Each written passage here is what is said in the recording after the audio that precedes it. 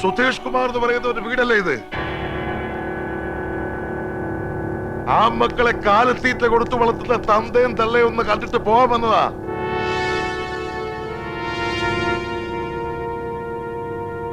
മോന് പ്രേമക്കൊതി കൂടുതലാണേലേ എവിടുന്നെങ്കിലും 5-6 പെമ്പിള്ളേരെ കൊണ്ട് കെട്ടി നിർത്തി കൊടുക്കണോ?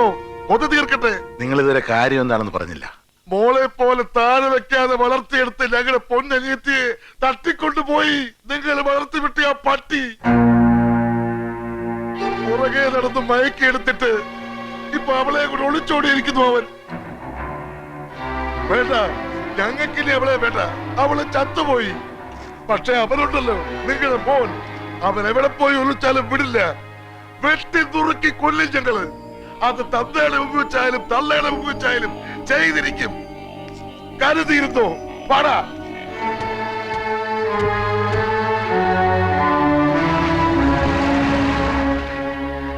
എന്താ ഇത്? പോകാം, നമുക്ക് എവിടെയെങ്കിലും പോയി ഒന്ന് അന്വേഷിക്കാം അവനെ. എന്തിനാ? പറഞ്ഞു കേട്ടില്ലേ, പെണ്ണിനെ കൊണ്ട് ഒളിച്ചോടിയെന്ന്. അങ്ങനെയുള്ളതിനെ എവിടെ പോയി അന്വേഷിക്കാനാ? എന്തിനന്വേഷിക്കാൻ? കറങ്ങി തിരിഞ്ഞു വരും, അന്നേരം ആലോചിക്കാം. നോക്ക്, അവരെന്തെങ്കിലും ചെയ്തു കളയും നമ്മുടെ സുധിയെ. ചെയ്തോട്ടെ. അവര് പറഞ്ഞ പോലൊക്കെ അവൻ പ്രവർത്തിച്ചിട്ടുണ്ടെങ്കിലേ അവനത് വേണം. അതിനെന്താ?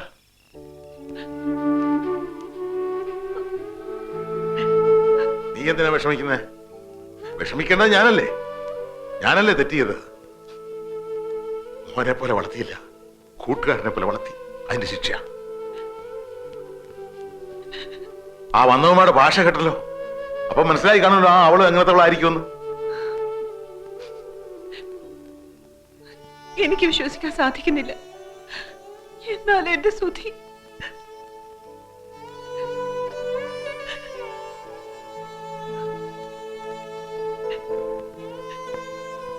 ചന്ദ്രിക തന്നെ പറ, ഞാൻ എന്താ ചെയ്യേണ്ടതെന്ന്.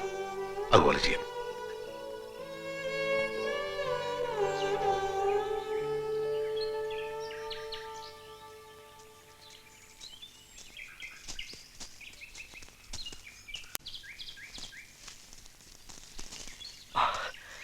എടാ സുധി, ഈ നാട്ടിൽ നീ ഒരു നിമിഷം കൂടി നിന്ന് പോരുത്. കണ്ണി കണ്ടവരൊക്കെ തല്ലി കലി പിടിച്ച് നടക്കുക. അവര് ഉടനെ എങ്ങോട്ടെങ്കിലും പോണം, അല്ലെങ്കിൽ അവർ നിന്നെ തല്ലിക്കൊല്ലുന്നത് ഞങ്ങൾ കണ്ടു നിൽക്കേണ്ടി വരും. നിങ്ങൾ ഒരുമിച്ച് നടക്കുന്ന കാണാൻ ഒരു ഐശ്വര്യമായിരുന്നു. പക്ഷെ ഇപ്പൊ അതിന് നിന്റെ ചോരയുടെ മണം വരുന്നടാ. അതുകൊണ്ട് ഈ ബന്ധം ഞങ്ങൾ പോകൂടാ എന്റെ വീട്ടിലേക്ക്, എന്റെ അച്ഛന്റെ അമ്മയുടെ അടുത്തേക്ക്. ഒരു ചോരയുടെ മണം അവിടെ വരില്ല. എങ്കിൽ ഉടൻ പുറപ്പെടടാ സുധി. പോകാം സുധി, എല്ലാം പിന്നെ ശരിയായിക്കോളും. വാടാ, വാ.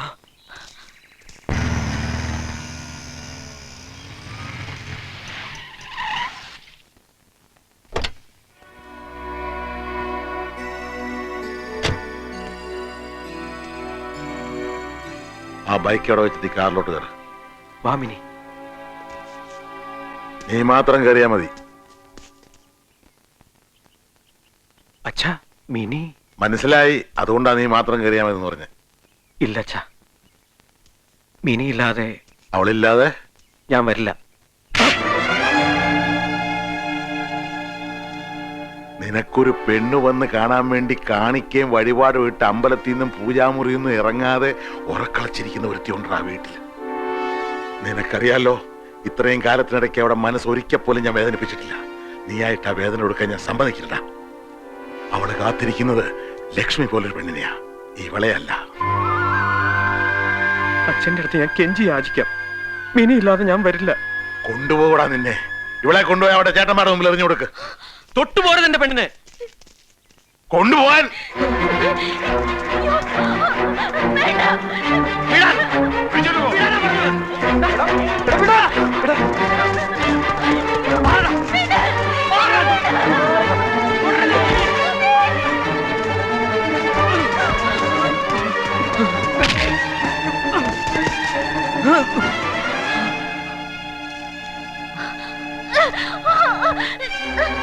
വേണ്ട സുധി, അച്ഛനുമായിട്ട് വഴക്ക് വേണ്ട.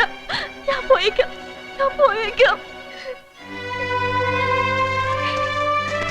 നിർത്തടാ, നിർത്താൻ. നീ കാറെ കയറുന്നുണ്ടോ? അമ്മയെ കാണിക്കാനായി ഞാൻ കൊണ്ടുവിടുന്ന എന്റെ പെണ്ണാ ഇവള്. ഇവളില്ലാതെ ഞാൻ വരില്ല. ഇവളില്ലാതെ നീ വരും. നിന്റെ അമ്മയോട് ഇരിറ്റ് സ്നേഹം ഉണ്ടെങ്കിൽ, നീ ആ അമ്മയുടെ വയറ്റിൽ തന്നെ ജനിച്ചതാണെങ്കിൽ ഇവളെ ഇവിടെ വീട്ടിൽ കൊണ്ടാക്കിയിട്ട് ഇന്ന് വൈകുന്നേരം നീ വരും. ഇല്ലെങ്കിൽ ഇവിടെ ആങ്ങളമാര് നിന്റെ കഴുത്തറത്ത് എന്റെ മുമ്പിൽ കൊണ്ടിട്ടാലും ഈ കണ്ണിന്ന് ഒരു ഇറ്റ് കണ്ണീര് വീടില്ല. നീ നോക്കിയോ.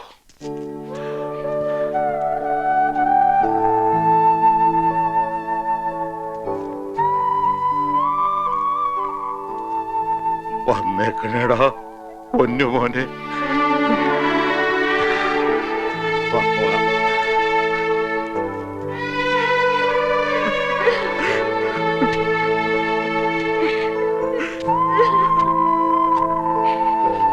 സുധി, ഇനി നിങ്ങൾ എങ്ങോട്ട് പോകും?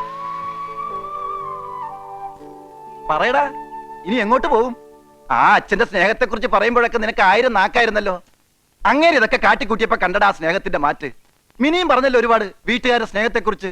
ഇന്നലെ രാത്രി ഞങ്ങൾ കണ്ടു, അറിഞ്ഞു ആ സ്നേഹം. നിങ്ങളൊക്കെ മനസ്സിലാക്കിയിരിക്കുന്ന സ്നേഹം എന്തുവാ ഒന്ന് പറഞ്ഞതാ. ഇങ്ങനെ അന്തിച്ച് നിൽക്കാതെ വാട എന്റെ വീട്ടിലേക്ക്. ഞാൻ കാണിച്ചുതരാ സ്നേഹം എന്താണെന്ന്. വലിയ ബംഗ്ലാവൊന്നുമില്ല, ഒരു കുടില. എന്റെ അപ്പൻ ഒരു മുക്കുവനാടാ. പക്ഷെ ആ നെഞ്ചത്ത് നേരും നെറിയുണ്ട്. കടൽ പോലെ കിടക്കുന്ന സ്നേഹമുണ്ട്. ഒരുത്തനും തൊടില്ല നിങ്ങൾ അവിടെ. നിങ്ങളെ ഞാൻ കൊണ്ടുപോകും. എന്റെ അപ്പന്റെ അടുത്തേക്ക് നിങ്ങളെ ഞാൻ കൊണ്ടുപോകും. വാടാ അപ്പാ, ഒന്ന് എഴുന്നേറ്റ്. ഇനിയെങ്കിലും ഞാൻ പറയണമെന്ന് കേൾക്ക്. അല്ല ഇതാര്? എന്റെ മോ ചിപ്പായി. നീ എപ്പോ വന്നു? ഞാൻ ഇതുവരെ കണ്ടില്ലല്ലോ. ഇങ്ങനെ കിറങ്ങിയിരുന്ന കാണയില്ല കേക്കയില്ല. എന്റെ കൂട്ടുകാർ വന്നേക്കണം, അപ്പം വന്നേ. എന്റെ മോന്റെ കൂട്ടുകാരാ? അവരെവിടെ? ഞാൻ കണ്ടില്ലല്ലോ. മോൾ അവരെവിടെ? എടാ ചിപ്പായി, നിന്റെ കൂട്ടുകാരനെ കണ്ടിട്ട് ഒരു പെണ്ണിനെ പോലെ ഇരിപ്പുണ്ടല്ലോ. പെണ്ണിനെ പോലെ അല്ല, പെണ്ണ. പെണ്ണാ? അപ്പ ഇത് എന്റെ കൂട്ടുകാരൻ സുധി. ഇതവൻ കെട്ടാൻ പോണ പെണ്ണ് മിനി. അപ്പൊ കെട്ടിയിട്ടില്ല? ഇല്ല. എടാ ചിപ്പായി, നല്ല ചേർച്ചയുണ്ടല്ലോ. പിന്നെ എന്താടാ ഇവര് കെട്ടാത്ത? എന്റെ അപ്പ അതാ ഞാൻ പറഞ്ഞത്, അവര് കെട്ടാൻ പോണേ ഉള്ളൂ. എടാ കുട്ടപ്പ അന്തപ്പ, ദേ കെട്ടാൻ പോണ പെണ്ണും ചക്കനാ. നല്ല തങ്കപ്പെട്ട പയ്യൻ, തങ്കപ്പെട്ട കുട്ടി. കൊടുക്കാവോ ഓരോ കുപ്പികള്? വേണ്ട, ഇവരൊന്നും കുടിക്കുന്ന സ്വഭാവക്കാരല്ല എന്റെ ചെല്ലപ്പൻ ചേട്ടാ. ദേ ചിപ്പായി, ചെല്ലപ്പൻ ചേട്ടനോട് എന്തോ സങ്കടം പറയാൻ വന്നതാ. എടാ മോനെ ചിപ്പായി, എന്താടാ മോനെ നിന്റെ സങ്കടം? പറയടാ. നിക്ക്. എന്റെ മോന്റെ സങ്കടം കേൾക്കുന്നതിന് മുമ്പ് എനിക്ക് ആരെങ്കിലും ഒരു ഗ്ലാസ് മോര് താടാ. എന്റെ ഈ കെട്ടൊന്ന് ഇറങ്ങട്ടെ.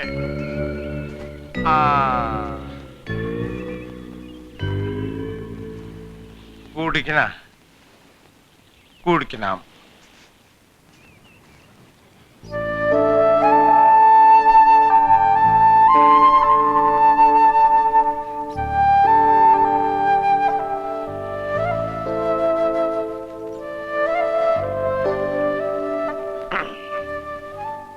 നിന്റെ അപ്പന്റെ കെട്ട് വിട്ടുകൊണ്ടിരിക്കുക. ഇനി പറഞ്ഞോ, എന്താ നിന്റെ സങ്കടം? അപ്പാ, ഈ സുധിക്ക് ജീവനാ മിനിയെ, മിനിക്ക് സുധിയെയും. പക്ഷെ ഇവര് ചേരാൻ സമ്മതിക്കല്ല രണ്ട് വീട്ടുകാരും. അവരിവരെ ആട്ടി ഇറക്കിയതുപോലെയാ. ഇപ്പൊ ഇവർക്ക് പോകാനൊരു ഇടമില്ല, കിടക്കാനൊരു വീടില്ല, നോക്കാൻ ആൾക്കാരുമില്ല. അതുകൊണ്ടാണ് അപ്പൊ ഞാൻ അവരിങ്ങോട്ട് കൂട്ടിക്കൊണ്ടു. ഇതാ നിന്റെ സങ്കടം? എടാ, നീ ഒന്നും പറഞ്ഞില്ലെങ്കിലും ഇന്നു മുതൽ ഈ കടപ്പുറം ഇവരുടെയും കൂടെയാ. ഇവിടുത്തെ ഏത് വീടും ഇവരുടെ വീടാ. ഇവിടുത്തെ ആണുങ്ങളുടെയും പെണ്ണുങ്ങളുടെയും കൈയും മനസ്സുണ്ടാ ഇവരെ നോക്കാൻ. ഓ, ഇവന്റെ ഒരു സങ്കടം. ചുമ്മാ എന്നെ കൊണ്ട് മോര് കുടിപ്പിച്ചു. എടാ അന്തപ്പാ, ഒരു കുപ്പി കണ്ണു കൊണ്ടുവാടാ. ഈ മോരിന്റെ കെട്ട് ഞാനൊന്ന് ഇറക്കട്ടെ. അതല്ലപ്പാ, ഇവനെ കഷ്ണം കഷ്ടമായി വെട്ടിനുറുക്കാൻ നടക്കാണ് മിനിയുടെ 3 ആങ്ങളമാര്. അവരുടെ കൂടെ വേറെ ആൾക്കാരും ഉണ്ട്. അവരിന്നലെ എന്നെ തല്ലി, ഈ രാധുവിനെ തല്ലി. ഇവനെ കൈ കിട്ടെങ്കിൽ കൊന്നേനെ. അവരിവിടെയും വരും, ഉറപ്പാ. ഇവിടത്തെ കുടിലുകളിൽ കിടക്കാൻ നിങ്ങൾക്ക് നാണക്കേടൊന്നുമില്ലല്ലോ? ഇല്ല. എന്നാ നിങ്ങൾ വിഷമിക്കണ്ട. ഈ ചെത്തി കടപ്പുറത്ത് നിന്നും നിങ്ങൾ ഒരുത്തിനും പിടിച്ചോണ്ട് പോവില്ല ഒരു കാലവും. പക്ഷേ ഇവനെന്നും ഇവളെ നോക്കിക്കൊള്ളാമെന്നും ഇവളെന്നും ഇവനെ നോക്കിക്കൊള്ളാമെന്നും ഒരു ഉറപ്പ് വേണം എനിക്ക്. അല്ലെങ്കിൽ ഈ അരയൻ ചെല്ലപ്പൻ നാണം കിട്ടുപോകും. ഞങ്ങൾ എന്നും ഒന്നായിരിക്കും. ഒരിക്കലും പിരിയില്ല. എങ്കിൽ ഇന്നു മുതൽ ഇവർ ഈ ചെത്തി കടപ്പുറത്തിന്റെ മക്കളാ.